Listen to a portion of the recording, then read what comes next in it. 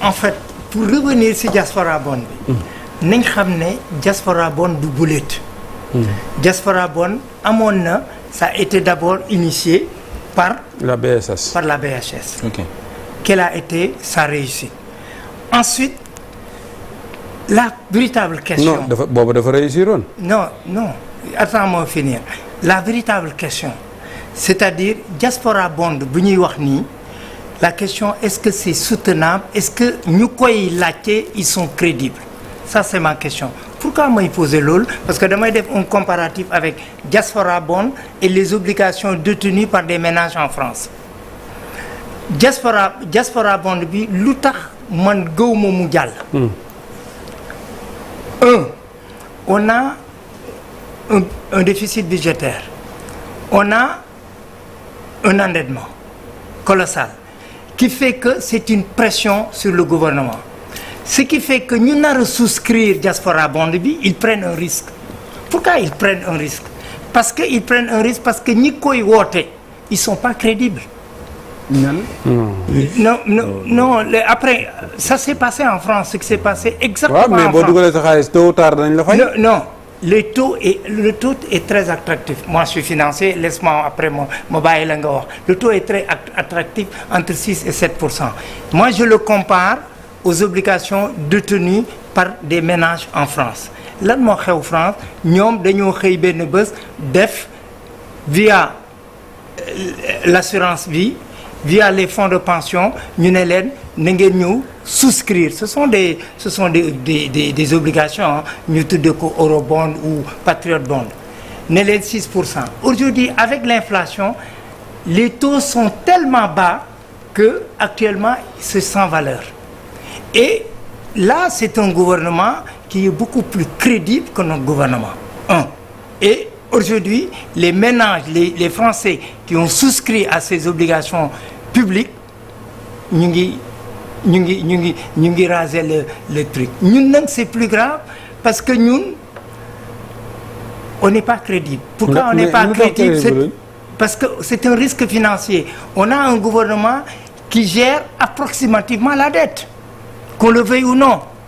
Aujourd'hui nous ñuy leb bu fekkoon ne dañoo am une structuration mu wóor ne ñii bu ñu lebee kat c'est un créancier sûr man tey bu may investir wala ma bëgg la investir loo damay ne la damay investir ci créancier bu sûr mais aujourd'hui ñii ñu ngi 4e sous-sol moi je suis de la diaspora je travaille dans la finance du ma ñëw wax kenn ne ko mais ñi nekk 4e sous-sol nga xam ne moi je suis sûr tous les jours il précipite le pays. kon yow doo ci def sa xaalis.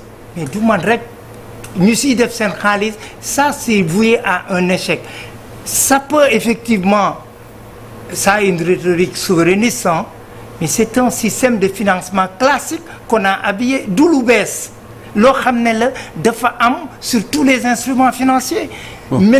maintenant ñoom wóor na leen les banques wóolatuñ leen boo xoolee on a du mal. yan banque ce qui donne les par exemple mais appel yi saa yu ñu wootee banques yi dem. non ça ce sont pas des crédits concessionnels à 2%.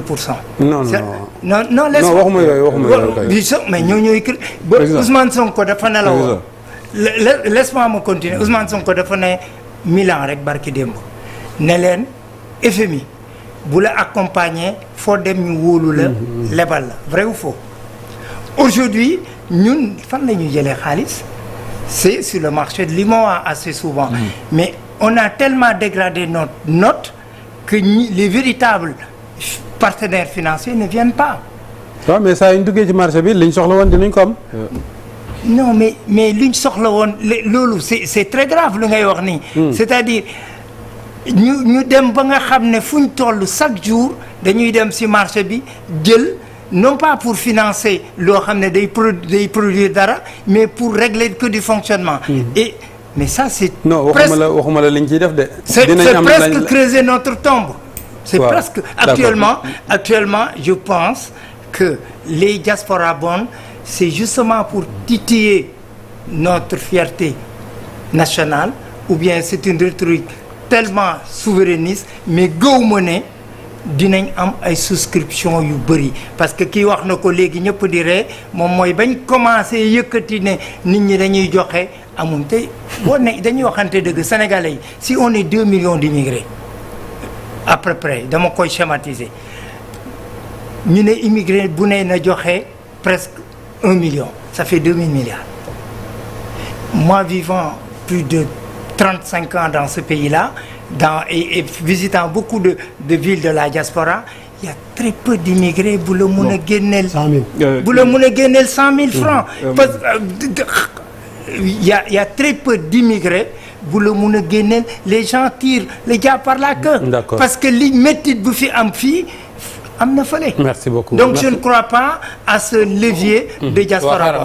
xaaral Bokar Karim bi ñu koy expliquer dañu ni d'une pierre deux coups lay doon da ngay dimbali sa réew boo ko lebalee ba pare yow mi ko lebal après dinañ la fay dinañ la rémunérer ci taux boo xam ni 6,40 ba 6,95% lay doon noo ko gisee non c'est que man xam nga man dañ ma waxoon xam nga man dama naan so damay dellu si waat di la wax man du ma gis pays bi naan débee daax la man dañ maa waxoon ne ma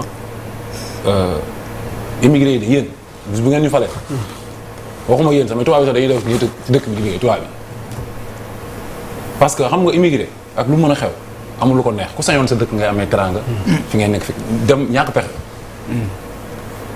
dañ man loolu lañ ma waxoon quoi lañ ma waxoon daay wax maanaam dañ ma waxoon man ma toog gisee ñu dem ba si tefes bi xam nga xale yi au fait en réalité dañ demoon ba am désespéré moo tax ñu doon mujj gi sax gëm ni diaspora bi ñiy tukki dem Europe wala gi dem en tout cas ci diaspora partout dans le monde ñoom ñooy ëpp teranga ñoom ñooy gën a am parce que Sénégal dañ doon wax naan en Afrique je veux dire en général duñu amoo dara amuñu dara ñuy critiquer Macky Sall di xeex ba Ousmane Sonko taxaw di jël ay défense bokk wala boog Pastef ñëw di jël ay défense di wax ni dañuy signer ay convention ak Union européenne di dipot booy yi di leen dipot ñi di leen topp di leen jàpp parce que amuñu papier ñu doon wax loolu donc mais moom dafa ñëw toog ci tefes ba mujj bu booy di jël ay gaal di dee ñuy xeex ñuy xeex immigration clandestine yaa ngi toog leen ngeen fexe ñu changer régime bu leen dem Sénégal fii am na teranga boo xam ni bu ñu toogee ñu ñafe ñu liggéey ko ñun de dinañ mën defar dëkk bi toog leen bu leen daw seen responsabilité ñëw leen ñu jàkkaarloog régime bi fi nekk parce que dañuy yàq dëkk bi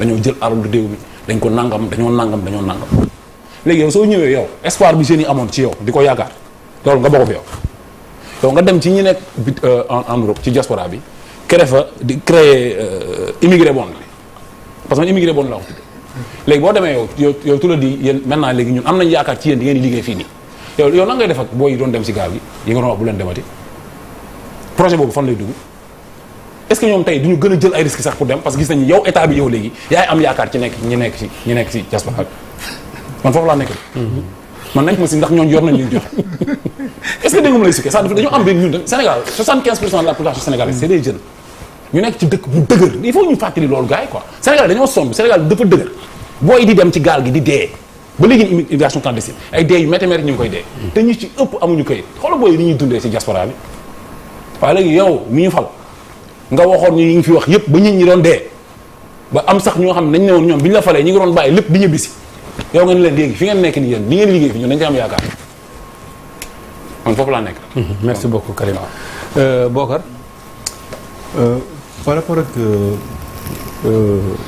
diaspora bonne bi faut ñu expliquer d'abord lan mooy diaspora bonne c'est important parce que globalement ñu ngi koy expliquer wala ñu ngi koy déggee fii li président di wax Thiam ak Karim Xuuxa dafa mel ni dañu ne rek Sénégalais yi nekk foofu dañuy jël seen xaalis ànd ko Sénégal demeewul loolu les ménages qui sont en Europe ils ne peuvent pas émettre des obligations mënul nekk vous êtes financier vous devez le savoir boo koy def émission boo koy def tu le fais à l'externe c'est-à-dire pour les investisseurs internationaux maanaam nekk ci bitim réew ñoom la ñu woo nee leen kaay leen soit mën na nekk partenaires yi fi nekk et pour financer des projets de l'État pour redresser ou bien def leneen loolu moo tax ñu def émission mais comme neex Sénégal nga nekk fii souscrire non si non si waxuma emprunté obligataire de ban dama laaj ban instrument non man bii laa wax bii ñu lancé démb non bi appel public à l'épargne la comme neex nga toog Sénégal bokk boobu tu peux le faire mais je dis que moom lu mu wax diaspora bond bi waaw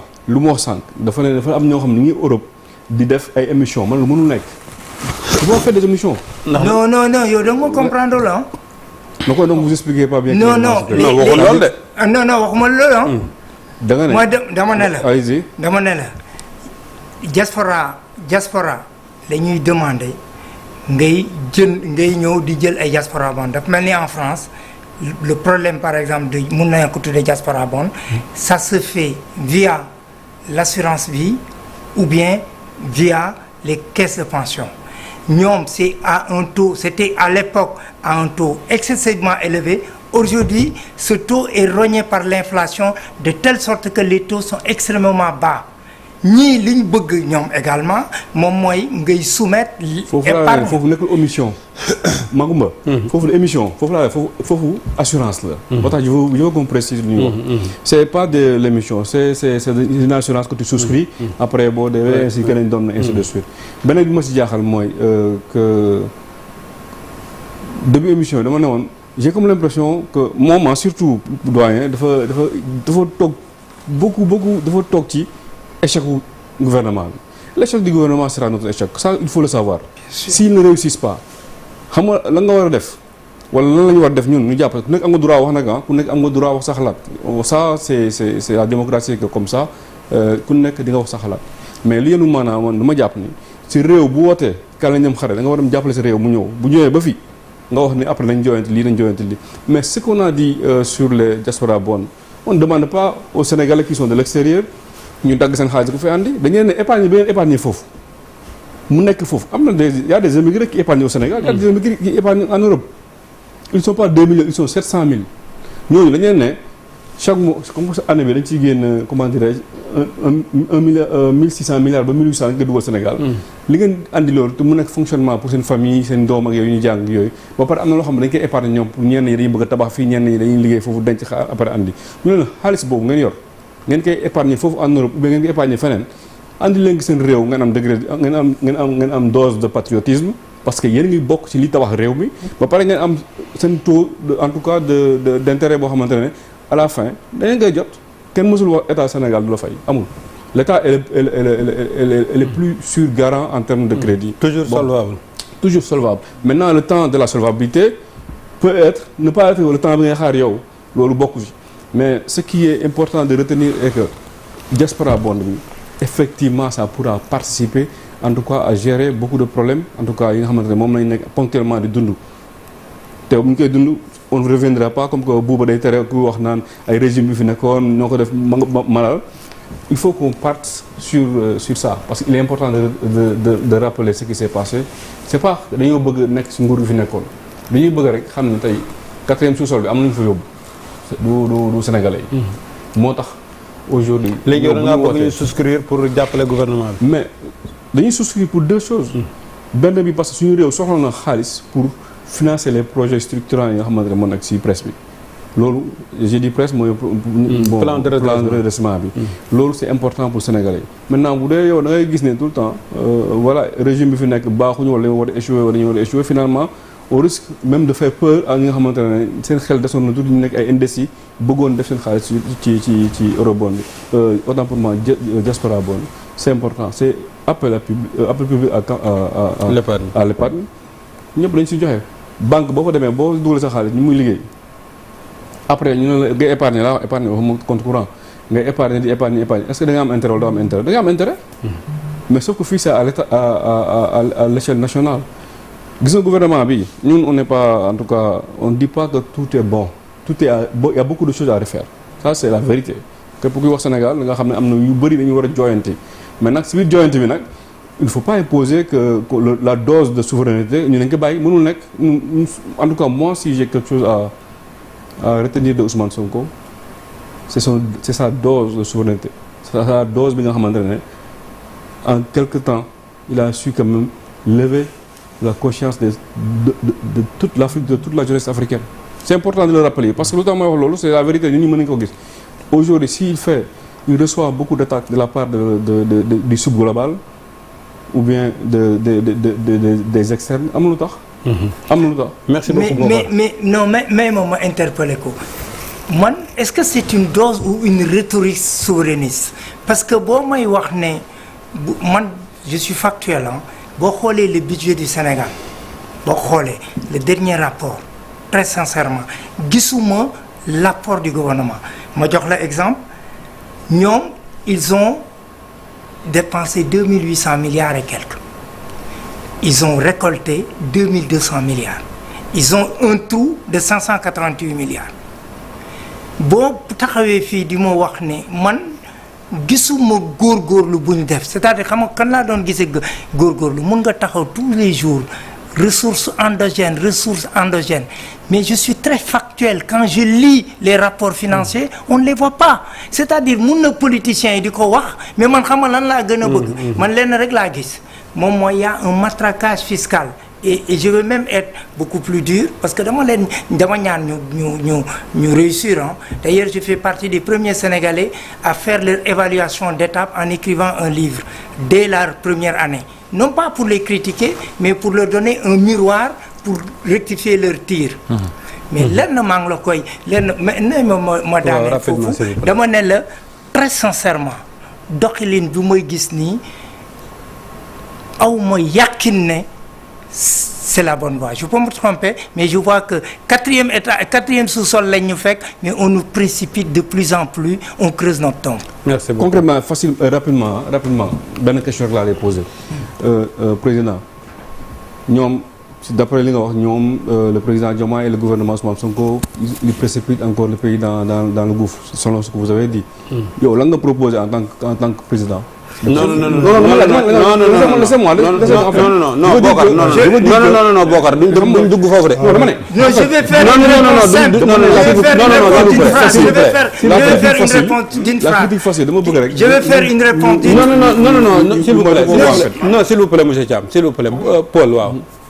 bon damay d'accord ci matraquage fiscal bi bëggoon naa ci wax sànq sax bi ñuy wax ci impôts yu bees yi ñu créé parce que loolu pays yi ko def yëpp ay après dañ ci dellu soit parce que dañu gis ne dafa indi effet pervers yu bare état fiscal politique fiscale bu répressive moom toujours après échec lay indi quoi loolu moom je pense que exemple yi bari na même en France actuellement impôt sur la fortune ñu ne duñ ko indiwaat parce que boo ko defee nit ñi dañuy dem seen yoon ñoom moom seen bopp waaw ku ci ne day jël bagage dam daal di dem toxu foofu mu amee jàmm waaw diaspora bond ñaari affaire laa ci wax man déjà j'ai une question bi ma gisee publication bi démb maa ngi naan bon communication bi ñu ci def ak man li ma gis document bi sentir ma ci trop diaspora bond xëy na li muy expliquer ne loolu la donc il y a une chose il y a peut-être un aspect dans la communication politique man li may wax rek mooy nañu dépolitiser aussi l'affaire parce que xam nga communication au premier ministre à Milan c'était un peu côté patriote les patriotes ak yooyu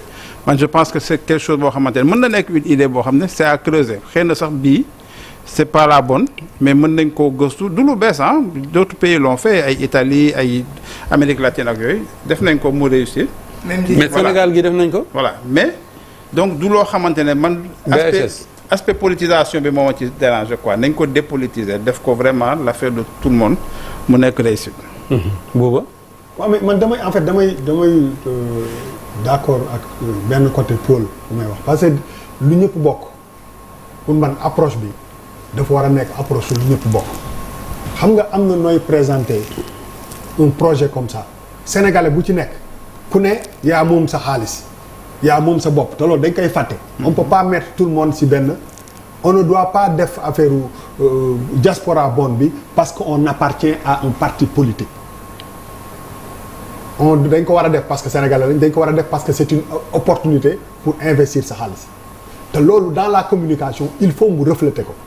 soo ko ñëwee wax ko ci benn meeting boo xam ne c'est ay partisans ñoom ñoo fa nekk automatiquement mën nga décourager une grosse partie de la diaspora te diaspora bi il y a des communautés organisées qui ont plus même des fois les moyens bu ñu waxante dëgg du ma dudd ci tur te ñooñu ñëpp dañu war a sentir benn un côté inclusif ci affaire bi. C'est pas un projet de parti politique c'est un projet du Sénégal boo xam ne et man gisuma loolu ci approche u communicationnelu diaspora bond bi c'est pas warul nekk projet boo xam ne c'est parce que tu es d'un parti politique que da nga ci war a dugal sa xaalis da nga ko war a def parce que tu es sénégalais après tu vois une opportunité. loolu dafa am solo parce que ñun ñëpp ay sénégalais lañ nit ku nekk nag nit mën nañu lancer benn projet yow nga seet bu la doyee nga dugal si bu la doyul nga dugal si c'est dans te foofu la communication war a mën a convaincre sénégalais bi liy sénégalais ci moom pour mu dugal sa bopp mais bu dee au départ et boo ko seetee globalement loolu problème mu réew mi def ci bokk mooy que réew yii yëpp pour nga mën ci adhérer loo nit ñi il faut que réew ma ànd il faut que ñu arrêter def ay camps yu bëri parce que day tax loo yëkkati teg ko ci table bi mu war a concerner sénégalais yëpp ñu si gën a bëri parce que les actes qui sont posés ils vont se sentir ñoom dañ leen exclure d'office parce que lu ñu mënti wax que réew mi des na mu am cohésion on vit des moments difficiles yoo xam ne dafa am ay ñetti sénégalais yuy xoolante wala ñaari sénégalais yuy xoolante kii te responsabilité président Bassirou Diomaye Faye bi njëkk moom mooy que essayer de réconcilier ce pays là ba nga xam ne c'est une diaspora pas une diaspora de APR wala de PASTEF wala de kii am na yenn dëkk yoo xam ne soo fa demee nguur gi fi mujjee woon bu élection amee ñoom ñooy gagné même bu dee ci diaspora bi à 80%. am na wala am. ci diaspora bi.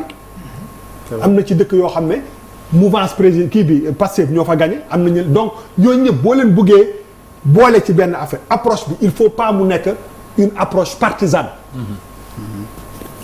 loolu dafa am. Milan c'était un tourisme politique ou une mission d'État. mais moom laay wax ni non foofu laay waxee non dama ne si communication wu genre projet yu mel nii nit ñi waruñu ci gis politique dañ ci war a gis un pays qui bu am benn projet teg ko ci kaw table ñu seet ndax nit ñi intéressé na mais mun nga ko rater dès le départ parce que boo ko xaajee. militantisme bi quoi. voilà soo ko xaajee bu nekk am na ñoo xam ne sama yoon nekku ci la ñu wax ànduma ak ñoom sama yoon nekku ci.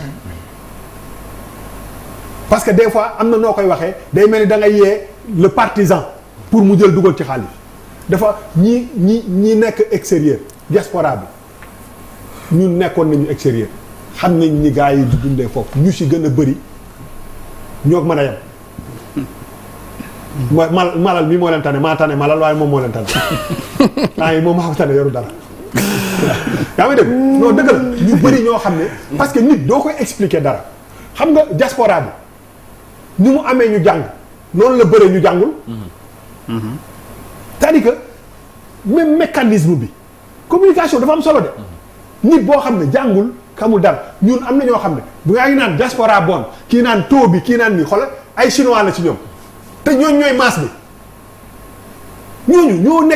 ñoo nekk Espagne ñu si gën a bëri ñoo ne Italie ñoo ne fii ñoo ne fële te ñooñu li ngay wax ak ñoom ay chinois la donc am na approche booy def sax nga ne nit ñi de lii dafa concerner Sénégal da ngay yee sax seen kii mais buñ ko xaajee jël ko mu nekk un truc de parti politique wala de kii fii la far wala fii c'est voué à l'échec loolu moom lu wóor na mais nekk bitim réew wala nekk fenn sa dëkk teg benn projet ne damaa bëgg nit ñi dugal seen xaalis wax fa dëgg yàlla nit ku bëgg war nga si mën a def sa xaalis koo ko gëmul nga teg ko na la te pour man approche boobu buñ ko amee ñun ñëpp ku bëgg def ku bëggul def ña yorul moom bëri nañ ku bëggul bàyyi xanaa ku bëggul bañam def waa bàyyi ku bëgg a def ku bëggul bàyyi loolu la war a mën a nekk mais muruñu état bi warul diriger une partie de la diaspora pour ñu jàppale leen parce que ñoom foofu la ñu far nit ñi nekk contre état bi aussi waruñu décourager nit ñi pour ñu jël décision boo xam ne ñoom la concerné seen xaalis la. mais l'épargnant amul lu muy xool lu dul intérêt. Un épargnant, qu'il soit immigré et autres, c'est bien, ça ne répond pas à une logique économique. L'épargnant moom buy dugal dara c'est pour une logique. mais moo tax ma ne la day seet ndax arrangé na ko. xam nga booy loolu mooy seet bi. mooy que man Sénégal la est-ce que jaral na ma jël sama xaalis bi dugal ko am na ñoo xam ne dañu ne man sama yoon nekku ci Sénégal moo soxla dama ko ci dugal. mais loolu yëpp ay critères. yoo xam ne moo lay permettre yow.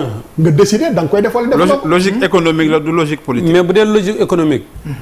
taux 6,40 ba 6,95% amul Europe de fii la am. taux yi leen Sénégal proposé nii. waaw mais xam nga taux bi c'est un taux attractif bu ñu lay joxe rek comme un appel d'air mais très franchement. ce taux non non yow tam. appel public à l'épargne nga naan c'est un appel d'air. non. liñ la wax moom lañ lay fay. moo wax la leen te wax nañ ni dañ koy défiscaliser. taux bi mun nañ la jox au départ 6 à 7% l'année beneen année bi ñëw. état bi révisé ko c'est ce qui se passe partout en France. waaw mais da ngay météo nag. météo boo nee état bi mën na ko réviser rek mooy eggaguñu foofu. non boo mënee 6% laa lay fay. wax dëgg yàlla 6% nga may wax. mais léegi boo ko naree changer ëllëg bu boobaa mais lu ñëwagul nag man mënu ma ko. non mais bu man de loolu mosuma ko def. dès le départ j'ai dit que aujourd'hui à l'heure actuelle notre état présente un risque financier. pour moi ça c'est vrai. très franchement non ça c'est vrai. non dañuy waxante dëgg. xam nga bu dee dañuy doon dans une logique financière booy dugal da ngay am solvabilité ak soutenabilité aujourd'hui on l'a pas avec cet état. lu amuñu ko parce que y a un risque financier on a un endettement et un déficit sous pression. nit ki man tey bu ma lay conseiller ngay dugal sa xaalis mais également dinaa ne la mun nga dugal par une fibre patriotique. mais dans une logique économique mais du ma la si conseiller moo tax ma ne la taux 6,6 à 5%. day fekk ne état boo xam ne la il a aucun risque. aujourd'hui sëñ Thiam Sénégal musul bañ a fay bor. musul nekk en faillite. mais Sénégal ku masal la fay na la. loolu doyul pour nga jox ko sa xaalis. non parce que l'histoire économique m'a montré que. Dans la vie, il y a eu à un moment donné des comment dirais des obligations russes yoo xam ne nit ñi dañ ko mujj téye fayuñu leen. mais russe nga wax mais russe ak Sénégal. xam nga lan mooy sama problème quand j'investis day doon koo xam ne la dette est soutenable et le créancier est sûr. Aujourd'hui je considère vu l'état de la situation kenn mënu ci dara waaw si dégg la confiance léegi Bokar une minute ñu tëj moom en fait taux primaire la bëgg a wax en fait mooy taux primaire mooy taux 6,95% yi en fait après mën nañ dem ba ci biir ñi nga xamante ne les épargnants ils peuvent renégocier encore amaat taux bu gën a kawe mais ils ne peuvent pas avoir des taux en deçà de 6,95%. c'est vrai. non mën nañ 6,40 la ba 6,95. loolu la maanaam le seuil la c'est-à-dire le taux primaire moom la lay expliquer c'est le premier taux c'est-à-dire taux bi nga xamante ne moom lañ jógee 6,40 6,95 après nag bu ñu demee ba ci biir deuxième année troisième année les épargnants ils peuvent négocier avec l'État du Sénégal ñu xoolaat est-ce que du ñuy yëgalaat taux bi mais pour mu demaat toujours mënul nekk. mais en tout état de cause c'est l'État est en train de faire pour nga xamante ne pour financer le plus important mooy les politiques publiques. merci Malal yow yaa ngi woon ci gars yi bu ñu lambee seen poche yi. ñu bàyyi non dafa am lu Bouba wax xam nga aussi il y a quelque chose qu'il faudrait reconnaître au gouvernement. Ils ont trouvé une situation catastrophique et ils essaient tant bien que mal d'essayer de faire des propositions. Maintenant nag on peut apprécier mën nañ ci am diverses appréciations mën nañ ci am ay commentaires yu wuute li ñu wax par exemple li ñu wax ci affaire les services mobile money et cetera yooyu yëpp c'est des stratégies ku ci nekk si ñun mën na ci am commentaire ci affaire diaspora bi li ko njëkk a faussé mooy cette mobilisation c'est porté par le parti c'est pas porté par la République Bouba wax na ko c'est-à-dire dafa am yoo xamante ne puisque la personne de Ousmane Sonko est marquée. waaw mais waa gouvernement ba demoon na. d'accord mais en fait mais je veux dire même c'est-à-dire délégation bi c'est pas rationnel. Tu pars avec une délégation de combien de personnes? C'est au des frais hôtels du contribuable. C'est des hôtels au frais du contribuable. loolu mënoon nga ko dugal ci diaspora bond bi. mais oui non je veux dire en fait tu pars avec pour man dem ak ministre des finances baax na et certains techniciens et cetera ngeen dem. Macky bi muy dem ci eurobond bi lu mu yóbbu. mais je veux dire yooyu yëpp jaru ko ils ne peuvent pas répéter ce que Macky avait fait. est-ce que c'est-à-dire il faut que am na loo xamante ne lu bëri lu tax nit ñi di ci am réticence c'est parce que en fait il ne faut il faut que ñu dépolitiser ko parce que il faut qu'on engage tous les Sénégalais à cette histoire. Quelles sont les communautés les plus présentes dans la diaspora? Ça c'est important, c'est un facteur important à prendre en compte. Parce que aussi, les Pulaar et les Soninké. On peut compter sur la force de nos communautés parce que nos communautés ont pu dans leur village développer des trucs. am ay écoles, am ay hôpitaux, Ouais. am ay routes, am ay forages, sans compter sur l'État. Donc il y a de l'existant sur lequel maintenant liñ fa war a teg mooy lan mooy le rapport de confiance kii di ñu wax lii kan la ak nan lañ ko mun a wóoloo. Pour man c'est super bien parce que la diaspora li muy dugal fii ci xaalis c'est énorme.